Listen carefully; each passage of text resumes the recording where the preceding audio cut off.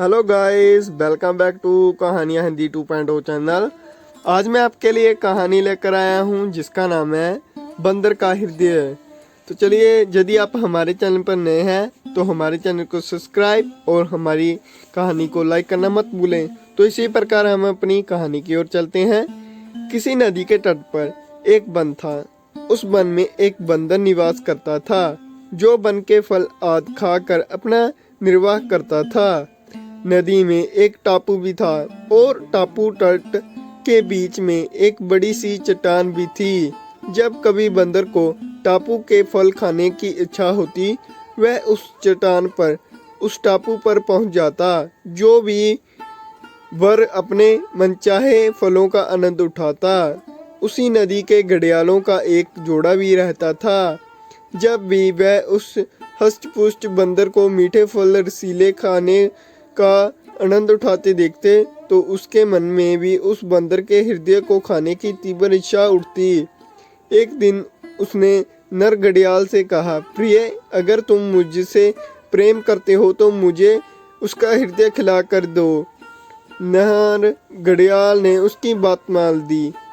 दूसरे दिन बंदर जैसे ही टापू पर पहुंचा, नर घड़ियाल टापू और तट के बीच के एक चट्टान निचले हिस्से पर चिपक गया। वह बंदर एक दिन बुद्धिमानी प्राणी था। शाम के समय जब वह लौटने लगा तो तट और टापू के बीच के चट्टान को देखा तो उसने चट्टान की आकृति में कुछ परिवर्तन देखा।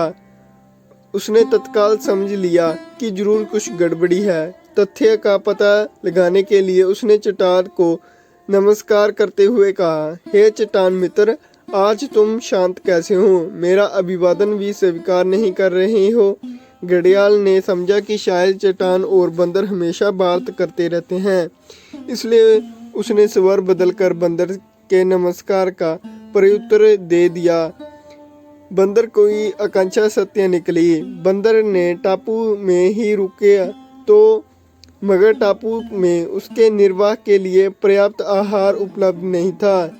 जीविका के लिए उसका वापस वन में लौटना अनिवार्य था। अंत अपनी परेशानी का निर्धारण ढूंढते हुए उसने घड़ियाल से कहा, मित्र, चट्टान तो कभी बातों में नहीं करती। तुम कौन हो और कहाँ क्या चाहते हो? दबी घड़ियाल ने उसके सामने प्रकट हो कहा, अरे बंदर, मैं एक घड़ियाल हूँ और तुम्हारा हृदय अपनी पत्नी को खिलाना चाहता हूँ। तभी बंदर ने एक युक्ति सूझी।